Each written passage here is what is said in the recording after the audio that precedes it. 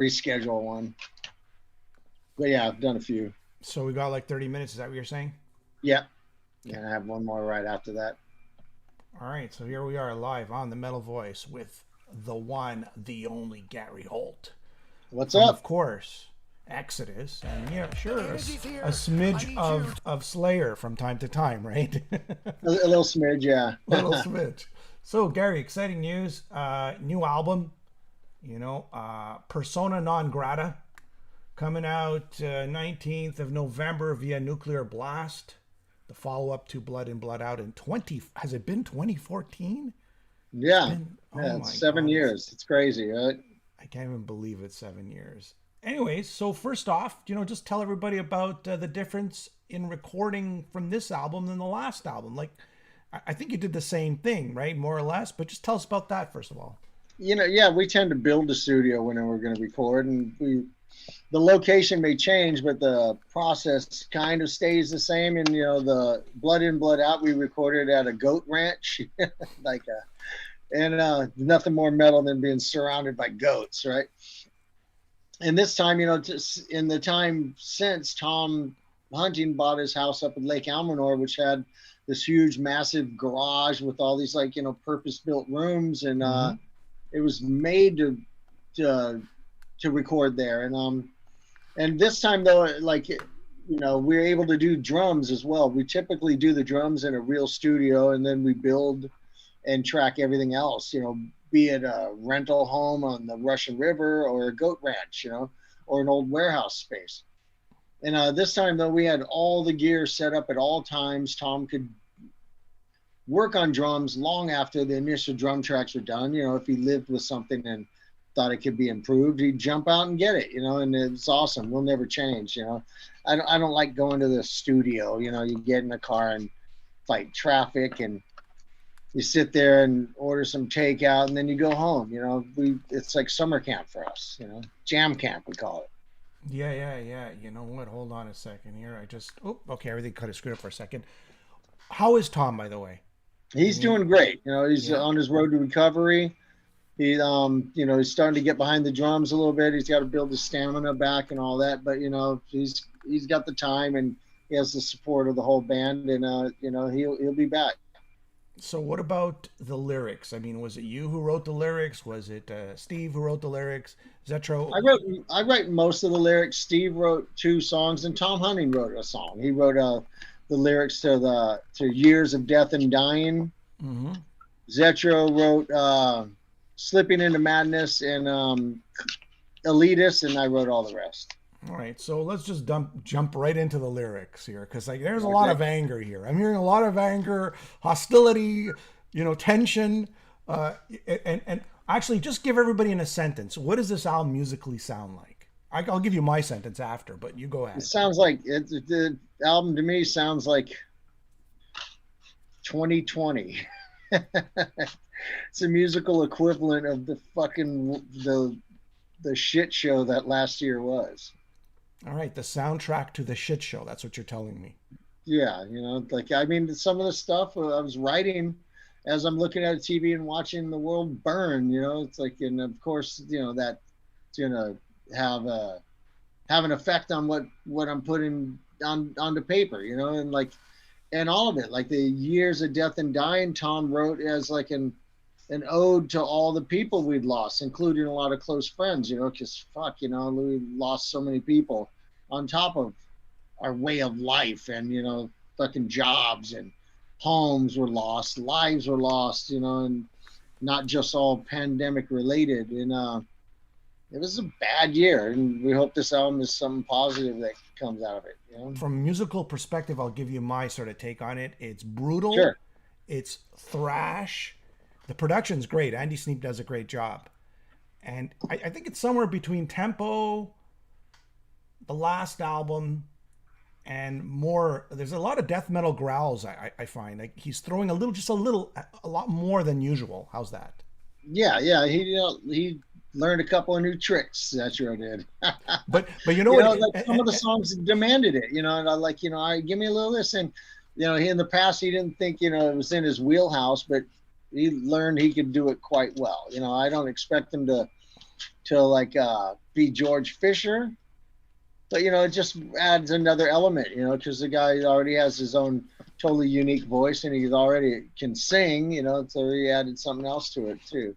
Snarling and angry. That's all I hear the whole album. I don't think Fucking the angry. lyrics fit so well, the melodies and his voice, I find, in this album. That's my take on Yeah, it. It's I think brutal this album and we worked thrash really and hard.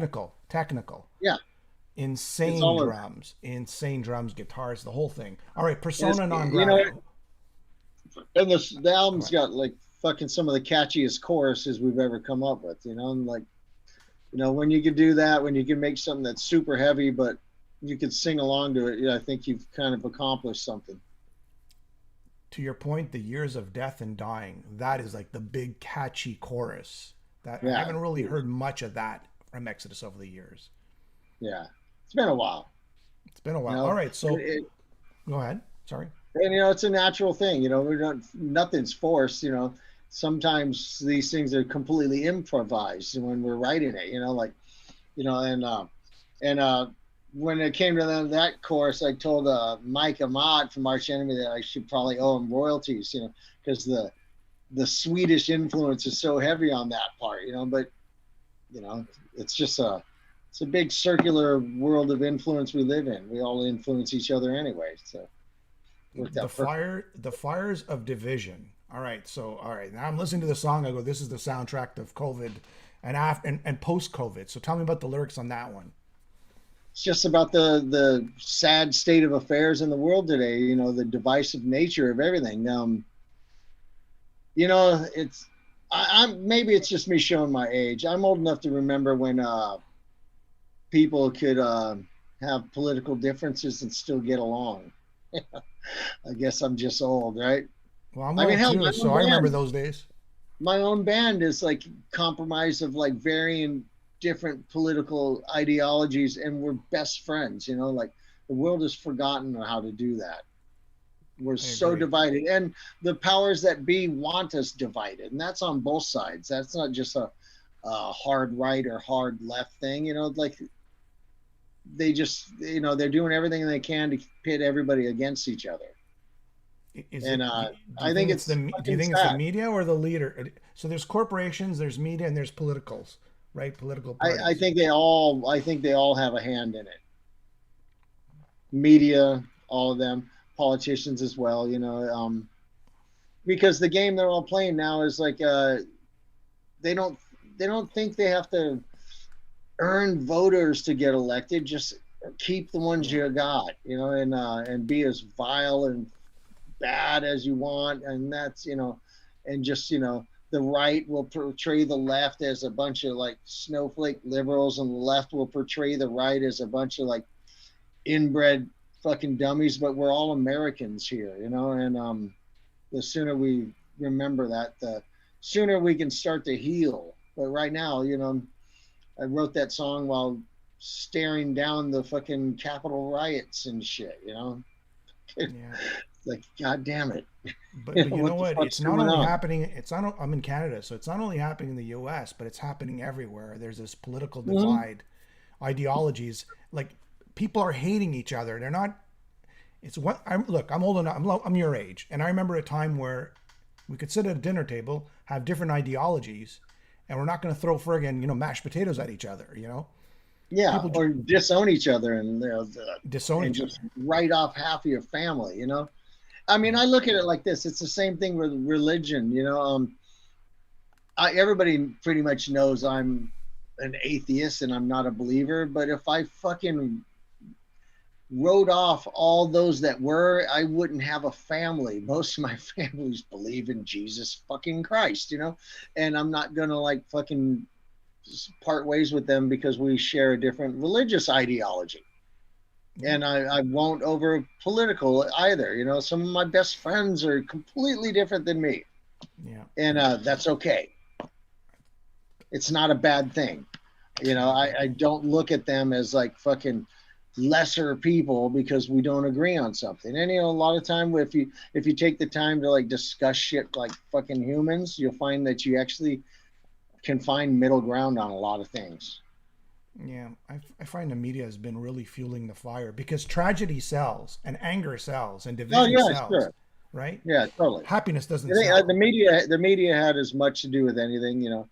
Um, Trump's right to complain about the media, and so are the people on the left. You know, like you know, and they're trying to get views. They want people to watch their shows. They want people to read their articles, and the best way to do that is to stir up shit. Yeah, Nobody wants to read absolutely. an article about a couple of politicians, a Republican and Democrat, go into a bar. You know, it sounds like a joke. You know, hey, Republican and Democrat go into a bar. You know, they both order a drink, and hey, they got drunk. Fucking, They got along. Prescribing horror. Okay, tell me about that one. that one's about the thalidomide babies of the late 50s, early 60s, which are the result of a That morning drug there. sickness drug that was actually created by Nazi doctors, and the end result was a whole lot of limbless, blind, totally fucked up children, all in the for the sake of money.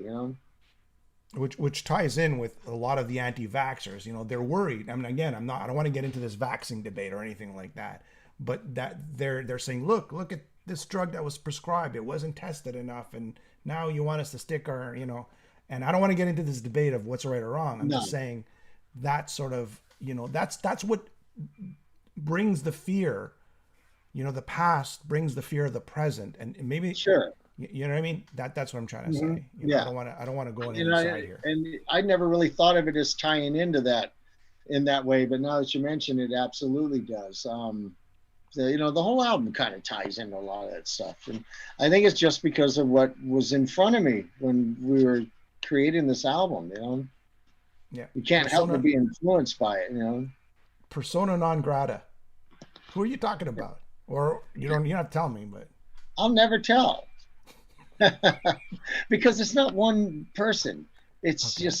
It's a general fury laid out and laid bare. And that's a song that I tell everybody that song means whatever it means to you. Who is persona non grata to you? Then there's your example. All right. All right. To me, it was more about just a release of anger about, a lot of things, all boiled down to as if it was one person, but it's not. Yeah. Do you think, and again, there's not a lot of time here. I just want to throw in a quick question. Do you believe that the exodus of the 80s could not exist in today's world? The blood, the thrashing, the stage diving, the blood, that would not be politically correct today. Well, I mean, I think we'd survive just fine. I don't think we could write a song on our debut album with the line "kick in your face, rape and murder your wife." Nor would I, but I make no apologies. We were fucking young kids and we sang about violence and it rhymed great with knife. What With about life. And what sorry. about the Bay Strikes Back tour with Testament? Okay, now this is and Death Angel. All right, this is starting. I mean, is everything still on the go here? Everything's good. Um, we'll wait and see. We're hoping right now. The COVID rules, and I'm not an anti-vaxxer. I was vaccinated the first second I could, but at the same time, I have no desire to play a tour where I have to tour in a bubble, and I can't even hang out with my fellow tour mates. But we're willing to do it. So the tour's booked and it's a go, and I'm hoping everything turns out fine. You see all the tours going on now. Um, Tour guys are dropping. They're not dropping because they're ill. They're mandatory testing, and one guy gets sick, and there goes a bunch of shows. And for a band like us, goes a bunch of shows. There goes the whole tour, and there goes a bunch of fucking money. I'd Somebody's rather asking. not make the money than owe the money. So, but if all goes well, you're starting in October the 6th, and you're going all the way to November 27th, all across the USA actually. Yeah. If all goes well, and that's the Bass Strikes Back with Testament and Death Angel, which is a pretty amazing tour. Hopefully, it'll come to Canada when Yeah, all this. it was the last tour I did was when we were in Europe, right at the height of the start of the pandemic, and we had so much fun. It was my first tour back after Slayer's end, Mm-hmm. and these are some of my closest friends on these two bands, and I can't wait to do it again. I'm fucking stoked. It's been a All right. long time. I'm going a little stir crazy. Tell me, tell me about other parts of the album that you're kind of like, this is something new that we tried that we didn't do last time. Okay, the death metal vocals is one of them, right? Yeah, I mean, like what we try to do is just make the best album we can. I don't never go into it saying I'm gonna make everything and like stick to a formula because that's what Exodus does. But I also don't sit there and go, I have to do something that I've never done before. What I try to do is new things sonically and through the riff and through the power and the energy and creepiness, like Prescribing Horror. It's a song with no guitar solo, has a melody section in the middle that's like fucking haunting and creepy and scary as anything. And that's straight off my demo that I did on my laptop. It came out so good, and when we were listening to it, I didn't see the need to re-record it.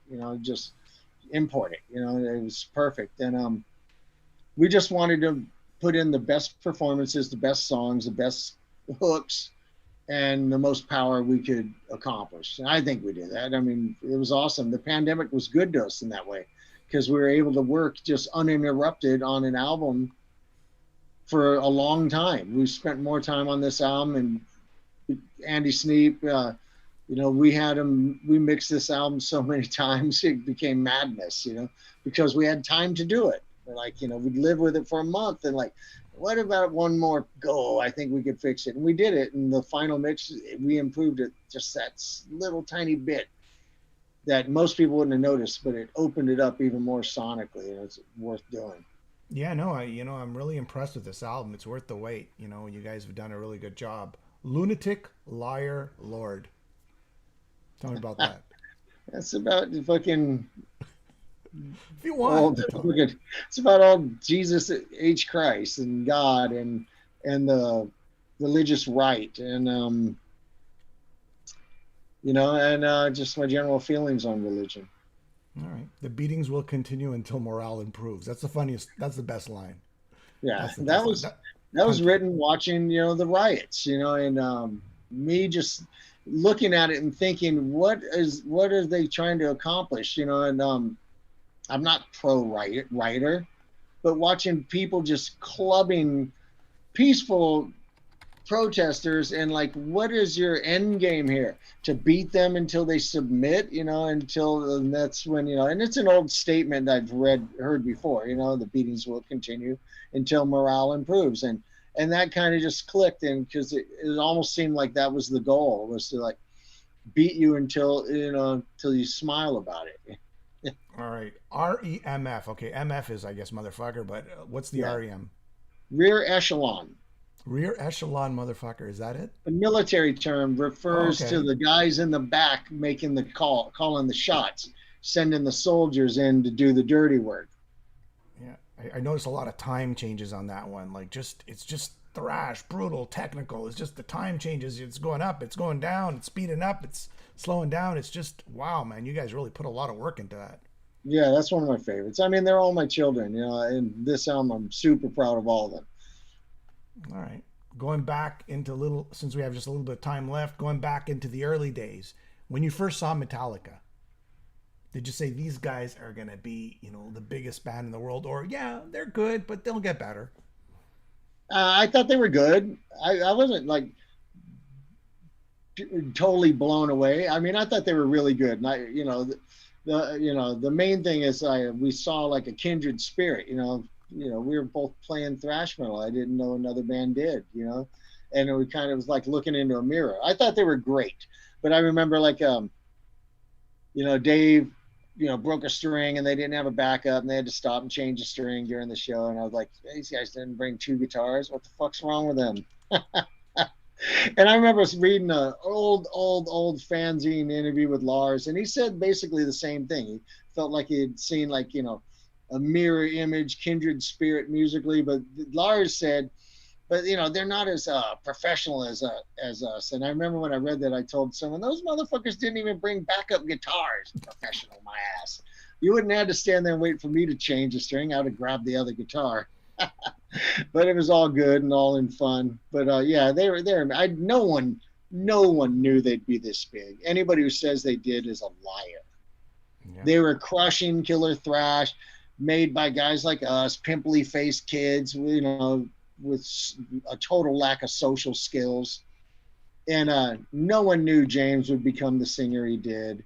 No one knew they'd write stuff like Nothing Else Matters. No one knew they'd write, Sanitarium. They were raw and dirty and street and quite punk like us, and it wasn't until Master of Puppets that I was like, this band is like gonna do something massive, because I still call it the greatest metal album ever made. It's Master of Puppets. Thrashers back in the day, it was a sort of a living, and not a living, but a culture. And it's not the same today. Now you just, what do you play? I play thrash, but I think you were living the thrash and the punk elements. And back in the day, Yeah, it's totally different from today. It was a way of life. It was a way of life. That's what I want to say. Yeah. Yeah. The songs that we sang, our behavior wasn't too far off. Yeah.